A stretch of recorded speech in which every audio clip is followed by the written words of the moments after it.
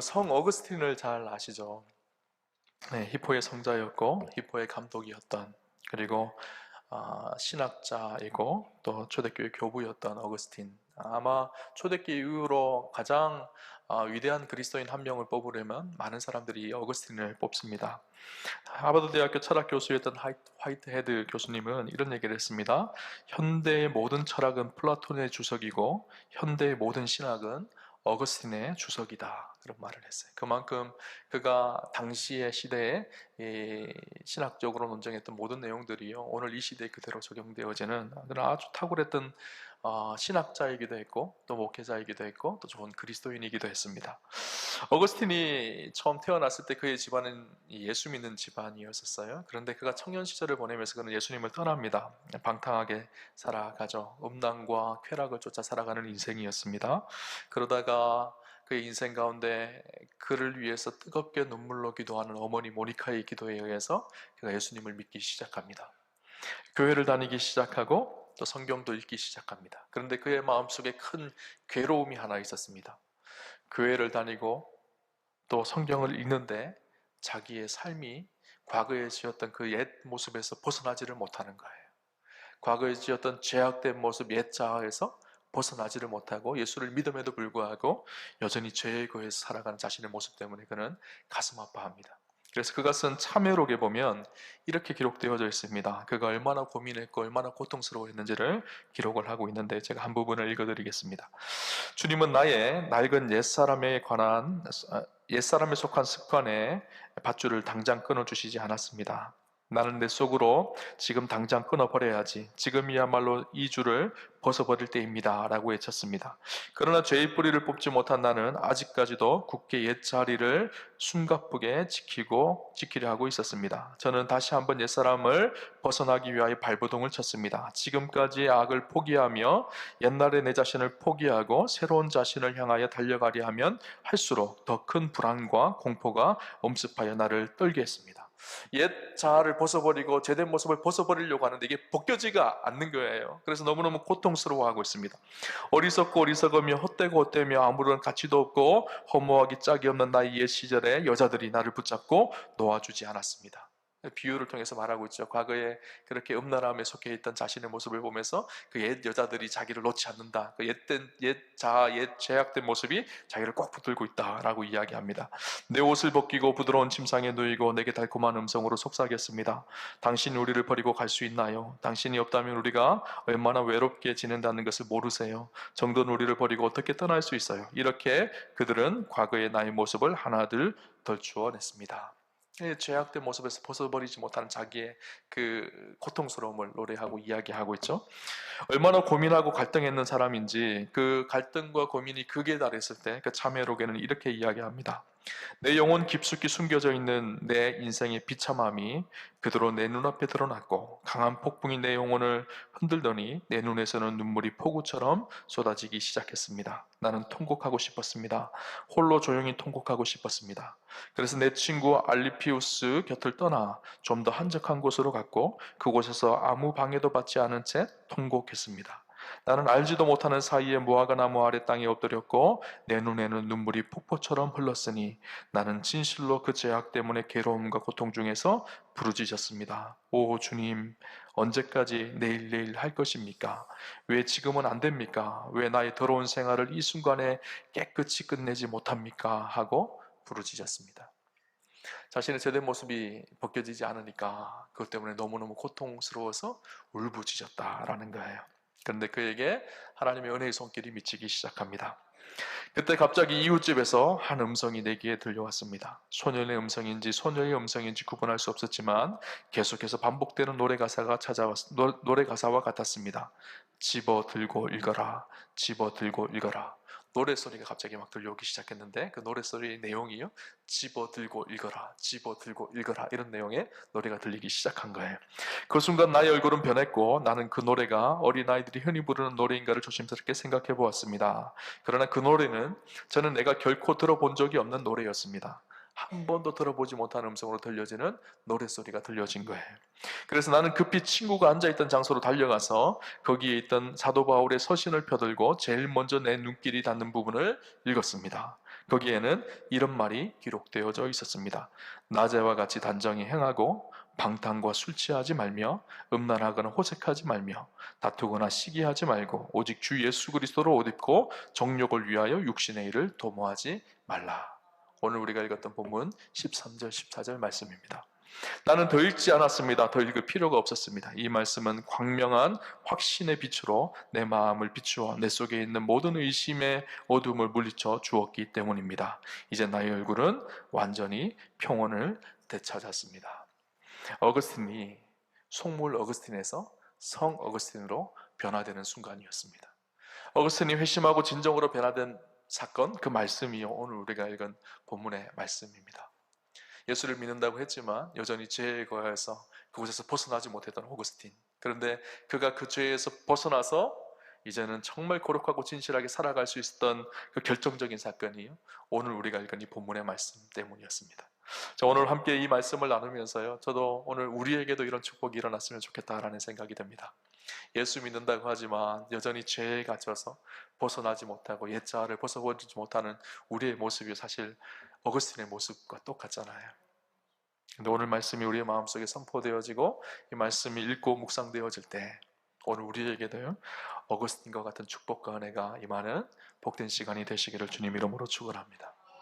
오늘 본문의 말씀을 이해하기 위해서는요, 좀 우리가 로마서의 전반적인 흐름을 좀 알면 보다 명확하게 이해할 수 있을 것 같습니다. 로마서는 전체 16장으로 되어 있죠. 그리고 1장부터 이 8장까지는요, 믿음으로 의롭게 됨을 이야기하는 말씀입니다. 그래서 하나님의 복음이 무엇인지, 죄인된 우리가 어떻게 그리스도인으로 거룩하게 변화되어져서 하나님의 백성이 되어지는지를 기록한 것이 1장부터 8장까지 내용입니다.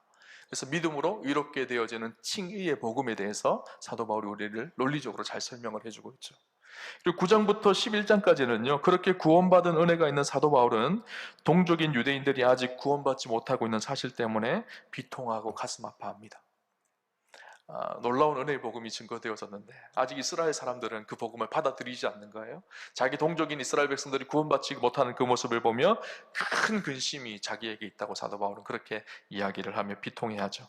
그래서 이스라엘 백성들과 또 유대인들의 구원에 관한 문제가 기록되어져 있는 것이 9장부터 11장까지 내용입니다. 그리고 12장부터 15장까지는요, 무엇을 다루고 있는가 하면 오늘 구원받은 하나님의 백성, 그러니까 믿음으로 의롭게 되어진 하나님의 백성들이 어떻게 살아야 되는지를 구체적으로 기록하는 것이 12장부터 15장까지 내용입니다. 12장 1절에 시작하면서 어떻게 시작되어지는가 하면요, 이렇게 시작되어집니다. 그러므로 형제들아, 내가 하나님의 모든 자비하심으로 너희를 권하노니 너희 몸을 하나님이 기뻐하시는 거룩한 산제물로 드리라. 이는 너희가 드릴 영적 예배니라. 그러므로 이렇게 시작이 되어지잖아요. 그러므로라는 말은 앞에 있는 내용들이 이어진다는 거예요. 그러므로 이렇게 되어지는 거잖아요. 그죠? 그러므로 앞의 내용은 무엇일까요? 아까 말씀드렸던 것처럼 믿음으로 의롭게 되어진 우리 그리스도인들, 예수 그리스도를 믿음으로 하나님의 자녀가 되고 하나님의 백성이 되어졌던 우리 그리스도인들이 이제는 너희가 그러므로 그렇게 하나님의 은혜로 구원을 받은 존재가 되어졌기에 이제는 너희 몸을 하나님이 기뻐하시는 거룩한 산제물로 드리라는 거예요. 영적으로 의롭게 되어진 것에만 머물러 있는 것이 아니라 우리의 몸도 이제는 거룩한 존재로 살아가야 되는 삶에 대한 이야기를 해주고 있어요. 로마서를 읽을 때 우리가 이 1장부터 8장까지 내용만 읽으면 안 돼요. 12장부터 15장까지 내용도 읽으셔야 돼요. 변화되어진 우리 그리스도인들이 어떻게 진실하게 사랑하며 하나님의 뜻을 이루며 살아갈 것인지를 기록하고 있거든요. 그래서 오늘 우리가 읽은 본문은 그 세 번째 단락 속에 있는 거예요. 우리가 변화되어진 하나님의 자녀가 되어진 의롭게 되어진 우리 그리스도인들이 세상 속에 어떻게 살아가야 되는지를 이야기를 하면서 우리가 거룩하고 진실하고 정결하게 살아가야 되는데 그렇게 살아가기 위한 중요한 신앙의 자세가 있다라는 것을 말씀해주고 있습니다. 그 중요한 신앙의 자세가 무엇일까요? 우리 그리스도인들은요, 종말론적인 위기의식을 가지고 살아가야 된다라는 거예요. 무슨 말일까요? 구원받을 날이 점점 가까워 오고 있다라는 거예요. 주님 만날 날이 가까워 오고 있다라는 거예요. 주님 다시 오실 날이 가까워 오고 있다라는 것이죠. 오늘 본문 우리 11절 말씀 같이 한번 읽어볼까요? 같이 보겠습니다. 또한 너희가 이 시기를 알거니와 자다가 깰 때가 벌써 되었으니 이는 이제 우리의 구원이 처음 믿을 때보다 가까웠습니다. 우리의 구원이 어떻게 됐을까요? 처음 믿을 때보다 오늘이 더 가까이 왔고 내일은 오늘보다 더 가까이 오는 날이고 주님이 정하신 그때가 있는데 그때에 우리가 점점 가까이 가고 있다라는 것을 이야기해 주고 있죠. 그런데 우리가 그렇게 생각해요. 아유 목사님, 예수님께서 2000년 전에 승천하시면서 내가 곧 오시겠다고 그렇게 말씀하셨는데 벌써 2000년이 지났는데 뭐 곧 오시는 건가요? 이게 성경에 좀 모순이 아닌가요? 그렇게 말하는 분들이 있을지 모르겠어요. 그런데요, 우리가 잘 생각해야 합니다. 주님은요, 영원부터 영원까지 동일하신 분이세요. 그렇죠? 주님 앞에 1000년이 하루 같고 하루가 1000년 같은 분이 주님이세요. 우리는 더디다고 하지만 주님 앞에서는 더딘 것이 아닐 수도 있고요. 우리가 빠르다고 하지만 하나님 앞에 빠른 것도 아닐 수도 있어요. 하나님의 시간과 우리의 시간이 다른 거예요. 그래서 베드로후서 3장 8절 9절에 보면 사도 베드로는 뭐라고 얘기하는가 하면 이렇게 얘기합니다. 사랑하는 자들아, 주께는 하루가 1000년 같고 1000년이 하루 같은 이 한 가지를 잊지 말라. 주의 약속은 어떤 이들이 더디다고 생각하는 것 같이 더딘 것이 아니라 오직 주께서는 너희를 대하여 오래 참으사 아무도 멸망하지 아니하고 다 회개하기에 이르기를 원하시느니라. 하루가 1000년 같고 1000년이 하루 같은 것이 주님의 시간 방법이다라는 거예요. 주님이 이렇게 기다리는 것 같이 더디어지는 것 같이 느껴지지만 이것이 더디어지는 것이 아니라 주님이 우리가 돌아오기를 참으시고 기다리고 계시는 것이다 라고 말씀하고 있는 거예요. 그렇죠? 중요한 사실은 하나님 마지막 때에 정해놓으신 시간이 반드시 있습니다. 우리는 느끼지 못하지만 오늘 그 마지막 때를 향해서 우리는 날마다 달려가고 있어요. 오늘 우리가 그래서 예수님이 부활하시고 승천하시고 난 이후부터 주님 오시는 그날까지는요, 다 마지막 때예요. 주님이 언제 오실지 모르잖아요. 그래서 우리는 사실 마지막 때를, 종말의 때를 살아가고 있습니다. 마지막 때를 살아가고 종말의 때를 살아가고 있는 우리의 삶이 어떻게 해야 될까요? 종말의 때에 주님 만날 날이 있다는 사실을 바라보면서 오늘 우리의 삶이 그때를 준비하는 삶이 되어줘야 되죠. 마치 이 자명종 시계를 맞추어 놓는 것과 똑같습니다. 자명종 시계를 맞춰 놓으면 시간이 째깍째깍 가서 그 시간 되면 따르릉 울리잖아요. 그죠? 그렇게 정해진 시간을 바라보면서 긴장하면서 준비하는 것처럼, 그죠? 우리 그리스도인들은요, 주님 오실 날이 있고 주님 앞에 서야 될 그날이 날마다 가까워 오고 있기 때문에 우리의 삶을 긴장하며 날마다 준비해야 되는 것이죠. 2000년 전에 초대교회 그리스도인들은 어땠을까요? 주님이 오신다는 그 소식을 기다리면서 간절히 거룩하게 진실하게 살아갔습니다. 근데 그 2000년 전의 그리스도인들보다 오늘 우리는 2000년 후에이니까 주님 만날 날이 어떨까요? 더 가까이 온 거예요. 우리의 삶이 어떠해야 될까요? 더 진실하고 거룩하게 하나님 보시기에 온전한 모습으로 준비되어져야 되죠. 그죠? 그래서 오늘 성경에 보면 우리가 구원의 때를 기다리는 하나님의 사람들이 어떻게 살아야 되는지, 어떤 믿음의 자세로 살아야 되는지를 기록하고 있습니다. 오늘 본문 우리 12절부터 14절까지 말씀 우리 천천히 같이 한번 읽어봅시다. 같이 한번 보겠습니다. 밤이 깊고 낮이 가까웠으니 그러므로 우리가 어둠의 일을 벗고 빛의 갑옷을 입자. 낮에와 같이 단정히 행하고 방탕하거나 술 취하지 말며 음란하거나 호색하지 말며 다투거나 시기하지 말고 오직 주 예수 그리스도로 옷 입고 정욕을 위하여 육신의 일을 도모하지 말라. 아멘. 크게 보면 12절, 13절, 14절 우리가 해야 될 일들이 무엇인지를 이야기합니다. 12절을 보니까 어둠의 일을 벗고 빛의 갑옷을 입자 그렇게 말씀하고 있고요. 13절에 보면 낮에와 같이 단정히 행하라 그렇게 말하고 있고요. 14절에 오직 주 예수 그리스도로 옷 입어라 그렇게 말씀하고 있어요. 근데 12절하고 14절은 좀 비슷한 구석이 있어요. 그죠? 12절은 빛의 갑옷을 입자라고 기록하고 있고요. 14절은 예수 그리스도로 옷 입자라고 하고 있어요. 뭐가 비슷하죠? 입자가 비슷하잖아요. 그죠? 옷 입는 것이 비슷해요. 그죠? 키포인트가 거기에 있습니다. 그래서 먼저 13절을 나누고요. 12절, 14절을 같이 묶어서 나누면 좋겠다라는 생각이 듭니다. 먼저 13절을 보면 첫 번째 사도 바울 우리가 거룩하고 진실하게 하나님 앞에 살아가기 위해서 해야 될 것이 무엇인가 하면 낮에와 같이 단정히 행하라고 그렇게 말씀하고 있어요. 여러분은 어두컴컴한 밤이 좋으신가요? 아니면 환한 대낮이 좋으신가요? 밤이 좋다고 하시는 분도 계시고 낮이 좋다고 하시는 분들이 계세요. 근데 밤이 좋다고 하시는 분들은 조금 생각을 한번 해보셔야 될 것 같아요. 여러분, 모기가 밤에 나타나잖아요. 그죠? 모기는 밤을 좋아하는 것 같아요. 그래서 밤에 누우려고 하면 모기가 왱왱왱 소리가 납니다. 그래서 불을 탁 끼면 없어요. 살아가고 숨어버려요. 밤만 되면 어두워지면 활동을 해서 와서 물잖아요. 그죠? 근데 모기처럼 우리 안에는요, 밤을 좋아하는 습성이 있습니다. 왜 그럴까요? 밤은 어둡기 때문이에요. 어두면 우리의 모습이 감추어지기 때문이에요. 우리의 제약된 모습들, 우리의 모습들이요, 감추어진다고 아무도 모른다고 생각하는 시간이요, 밤이에요. 그죠? 음란하고 악하고 잘못된 일들이 주로 언제 일어날까요? 밤에 일어나요. 그죠? 근데 오늘 사도 바울은요, 그 어둠 속에 있지 말라는 거예요. 낮에와 같이 단정히 행하라. 그렇게 말하고 있습니다. 밝게 비치는, 환하게 보여지는 그 낮에 모든 것이 보여지는 것처럼 내 삶이 그 속에서 단정하라는 거예요. 단정이라는 말이 무슨 말인가 하면요, 사전적인 의미는 흐트러짐이 없이 깔끔하고 반듯하다라는 의미입니다. 분명히 단정하다 그렇게 말하죠. 흐트러짐이 없다는 거예요. 이 말은요, 예수 믿는 사람은 예수 믿는 사람답게, 또 주님 오실 날을 기다리는 사람들은 주님 오실 날을 기다리는 사람답게 흐트러짐 없는 바른 자세를 가져라는 거예요. 여러분, 우리가 주님을 기다리는 사람답게 살아가는 사람들은요, 그 품행이 단정할 수밖에 없습니다. 마태복음 26장에 보면 열처녀에 대한 비유가 나옵니다. 신랑을 간절히 기다리는 그 신부 10명이요, 혼인잔치에 들어가기 위해서 신랑을 간절히 기다립니다. 그런데 5처녀는 그렇게 생각해요. 신랑이 너무 더디 오는 거예요. 그러니까 신랑마저 준비를 해놓지 않고 있어요. 단정하지 못했던 것이죠. 기름을 준비해 놓지 않고 그렇게 신랑을 기다리지 않습니다. 그러나 슬기로운 5처녀는 어떻게 하죠? 신랑이 언제 올지 모르니까 잘 단정하게 자기를 준비해 놓는 거예요. 기름을 준비해 놓는 것이죠. 그런데 갑자기 불현듯 신랑이 찾아왔습니다. 지혜롭고 슬기로운 5처녀는요, 혼인잔치에 참여하는 축복과 은혜를 누립니다.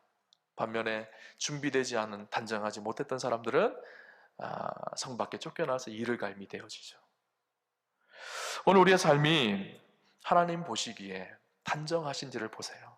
혹시나 나는 어둠을 좋아하고 있지 않은지. 그럼 주님 오실 날을 기다리는 사람은요, 자신을 단정하게 합니다.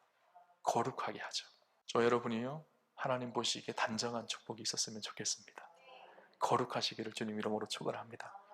두 번째요, 빛의 갑옷을 입어라 그렇게 말씀하고 있죠. 빛의 갑옷을 입는다는 의미가 무엇일까요? 갑옷은요, 우리를 보호한다는 의미예요. 그죠?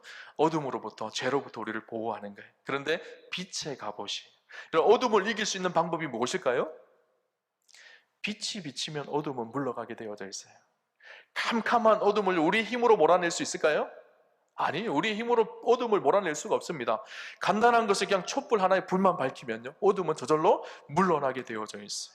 여러분, 죄에 대한 어둠, 죄가요, 우리가 우리 힘으로 이길 수 있다고 많은 사람들은 생각합니다. 내가 결단해서 이 죄를 이겨야지, 이 엄란함을 이겨내야지, 그렇게 생각을 하지만요, 우리의 의지와 결단으로요, 죄가 쉽게 물러가지 않습니다. 아니, 물러나지 않는 것이 아니라 우리의 의지로 대부분 되지 않아요. 우리 의지가 얼마나 연약한지 안가요? 그런데 그 죄를 이길 수 있는 비결은 간단합니다. 빛이 비추어지면 되는 거예요. 그래서 오늘 사도 바울은 빛의 갑옷을 입어라 그렇게 말합니다. 우리의 마음속에 빛이 비추어지기 시작하면 된다는 거예요. 빛이 무엇일까요? 요한복음 8장 12절을 보면 이렇게 얘기합니다. 예수께서 또 말씀하여 이르시되 나는 세상의 빛이니 나를 따르는 자는 어둠에 다니지 아니하고 생명의 빛을 얻으리라. 예수님이 빛이라는 거예요. 오늘 내 안에 예수님이 거하시기 시작하면, 예수님이 나와 함께 하시기 시작하면, 내 안에 예수로 충만하기 시작하면, 그분의 빛이 내 인생 가운데 비춰지기 시작하면 어둠이 더 이상 우리를 붙들지 못하는 거예요. 그죠? 우리가 죄에 자꾸 넘어지고 죄에 쓰러지는 이유는 간단합니다. 내 안에 이 빛이 사라졌기 때문이에요. 그런데 이 죄의 유혹을 이길 수 있는 비결은요, 예수의 빛이 우리의 삶 속에 날마다 조명되어질 때, 내 삶 속에 예수로 충만할 때, 내 안에 예수님이 거하기 시작할 때, 이 어둠은요, 저절로 물러가게 되어져 있는 거예요. 그죠? 오늘 아까 제가 나누었던 어거스틴을 봅시다. 어거스틴이 그렇게 자기 힘으로 그렇게 죄를 이기려고, 그 음란함과 악함을 이기려고 그렇게 노력하지만, 그렇게 애절하게 통곡하며 노력하지만 이길 수가 없었어요. 근데 이길 수 있는 방법이 있었어요. 말씀으로 오신 주님의 빛이 그의 인생 가운데 비춰지기 시작하니까 더 이상 죄의 유혹에 넘어가지 않는 인생이 되어진 것이죠. 그죠? 우리 인생도 마찬가지입니다. 빛이신 주님이 우리와 함께 하실 때, 그래서 그 주님과 함께 한다는 표현을 오늘 성경은 입으라 라는 표현으로 하고 있어요. 빛의 갑옷을 입어라. 그리고 세 번째 사도 바울이 얘기하는 게 예수로 옷을 입으라, 그렇게 말씀하고 있는 것이죠.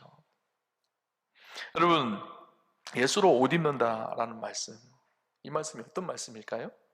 여러분, 옷을 입는다라는 것은요, 옷과 내가 연합되어진다라는 거거든요. 옷이 내 삶에, 내 몸에 꼭 붙는다라는 거예요. 예수로 옷 입는다, 이 표현은요, 내가 그리스도와 연합한다라는, 갈라디아서 2장 20절의 말씀처럼 내가 그리스도와 함께 십자가에 죽고 그리스도와 함께하는 삶을 산다는 거예요. 그리스도 안에 머무는 삶을 산다는 거예요. 우리가 옷을 입을 때 옷 안으로 들어가는 거잖아요, 그죠? 그리스도 안으로 들어가는 거예요. 그리스도가 내 안에 있고 내가 그리스도 안에 있는 이 삶이 되어지는 것, 그리스도와 함께하고 그리스도와 연합하는 것, 이것이 옷 입는 거예요. 사도 바울은 우리가 믿음으로 승리하며 살아가는 비결이요, 예수로 옷 입는 것이라고 이야기를, 비유를 통해서 이야기하고 설명하고 있는 거예요. 그리스도 안에 거하며 살아갈 때, 그분의 빛이 우리의 삶 속에 날마다 비춰질 때, 그리스도와 온전히 연합할 때, 여러분, 교회를 왔다 갔다 하지만 교회 올 때는 교회 오는 것이고 세상 속에는 나와 그리스도와 상관없는 삶을 산다면요, 절대 이 죄의 유혹을 우리가 쉽게 이길 수가 없습니다. 날마다 어떻게 해야 될까요? 그리스도로 옷 입어야 돼요. 그죠? 여러분, 성경에 보면 사단 마귀를요, 우는 사자와 같이 비교합니다. 사도 베드로가 그렇게 비유를 했죠. 근데 우는 사자가, 아주 힘이 세고 무서운 사자가요, 우리를 잡아먹으려고, 삼키려고 준비하고 있다라고 이야기하잖아요. 근데 그 우는 사자에게 잡아먹히지 않는 동물이 있습니다. 고슴도치는요, 잡아먹히지 않아요. 온몸에 가시가 나 있기 때문에 사자가 잡아먹을 수가 없어요. 가시 옷을 입고 있기 때문이에요. 오늘 우리 그리스도인들도 마찬가지예요. 예수 그리스도로 옷 입기 시작하면 사단이 우리를 넘볼 수가 없는 거예요. 죄가 우리를 삼킬 수가 없는 거예요. 그리스도의 보호하심이 우리를 이끌어가기 때문이죠. 우리가 죄에 자꾸 넘어지는 이유는 간단합니다. 옷을 맨날 바꿔 입어서예요. 교회 올 때는 좀 예수님 옷 입고 오는 것 같은데, 세상 나갈 때는 예수님 옷은 벗고 세상 옷을 날마다 입어요. 그러니까 죄에 날마다 쓰러지고 넘어지는 거예요. 그럼 매일매일 그 삶 속에서요, 예수로 옷 입으셔야 돼요. 그리스도 안에 거하는 삶을 사셔야 돼요. 여러분, 오늘 교회에 올 때 거울 앞에 서서 어떤 옷 입고 갈까 생각하셨잖아요, 그죠? 고민하시잖아요, 그죠? 오늘은 어떤 옷을 입고 갈까? 어떤 옷이 아름다울까? 근데 그 옷 입는 것만큼 고민해야 될 것이 무엇인가 하면요, 오늘 내가 진짜 예수로 옷 입고 있는지, 내 영혼이 예수로 옷 입고 있는지, 내 영혼이 그리스도와 함께 동행하며 살아가고 있는지, 그 은혜 안에 거하고 있는지, 이거를 날마다 확인하셔야 돼요. 아무리 좋은 옷 입고 다녀도요, 예수로 옷 입지 않는다면요, 우리의 삶 속에 그리스도가 드러나지 않는 거예요. 여러분, 예수로 옷 입을 때, 그분과 연합할 때, 그분과 동행하기 시작할 때, 예수님과 함께할 때 세상 속에 진짜 승리하는 그리스도인으로 살아갈 수가 있는 것이죠. 에딜 라너가 편집한 미술 전문 서적에 착각이라는 서적이 있는데, 거기에 의미심장한 그림 하나가 있습니다. 그 내용이 무엇인가 하면, 우아하고 멋진 기부인이 화려한 옷을 입고 거울 앞에서 화장을 해요. 너무너무 우아하고 예쁘고 아름답고 멋져요. 근데 그 그림을 조금만 띄워서 보면요, 그 그림이 어떤 모습으로 보이는가 하면 해골의 모습으로 보여져요. 그 그림 속에는 우아하고 아름다운 여성이 그 아름답게 자기를 치장하는데, 가만히 보면요, 그 그림은 해골 그림이에요. 이 그림이 우리에게 주는 메시지가 있습니다. 세상적으로 아무리 화려하고 아름답게 자기를 꾸미고 가꾼다고 하더라도 우리의 삶이 늘 죄에 거하여서 죄의 뒷범벅이 되어서 그렇게 살아가면 우리의 영혼은요, 해골과 같다라는 거예요. 주일마다 성경책 들고 교회에 와서 이 자리에 앉아있지만 여전히 날마다 죄의 탐욕과 욕심과 음란함과 시기와 미움과 질투 속에 살아간다면요, 겉으로는 괜찮은 신앙인 것처럼 보이지만 그 영혼은 해골과 같다라는 거예요. 착각하지 말라는 거예요. 착각. 그래서 제목이 착각이에요. 여러분, 내가 괜찮은 그리스도인이라고 착각하지 마세요. 여전히 죄에 머물고 있다면 나는 문제가 있는 그리스도인이에요. 그렇죠? 오늘 축복하기에 우리 우암교회 성도님들이 어거스틴과 같은 변화가 일어나기를 주님 이름으로 축원합니다. 거룩한 그리스도인으로 진실하게 거룩하게 하나님 앞에 살아가는 그리스도인. 사도 바울이요, 로마서 7장 24절 25절에 이런 고백을 합니다. 오호라, 나는 공고한 사람이로다. 이 사망의 몸에서 누가 나를 건져내랴. 바울이요 자기의 제된 모습 속에서 벗어나지 못하는 자기를 보면서 탄식하는 모습이에요. 오호라 나는 공고한 사람이로다. 이 사망의 몸에서 누가 나를 건져내랴. 여전히 죄악 가운데 거하고 있는 자신의 모습을 보면서 가슴 치며 통곡하는 사도 바울의 고백이요 24절 오호라 나는 공고한 자로다 이 고백입니다. 그 사도 바울이요 25절에 갑자기 분위기가 반전되어집니다. 우리 주 예수 그리스도로 말미암아 하나님께 감사하노라. 공고하고 육신에 속했던 자신의 삶이 변화될 수 있었던 비결이 예수 그리스도였다는 거예요. 예수 그리스도로 옷 입기 시작하니까, 예수 그리스도로 살아가기 시작하니까 죄를 이기는 능력이 그의 삶 속에 나타나기 시작했다라는 거예요. 그죠? 여러분, 사망의 몸에서 누가 우리를 건져내겠습니까? 예수 그리스도. 그분으로 옷 입고 살 때 우리가 세상 속에 진짜 승리하는 그리스도인이 되어집니다.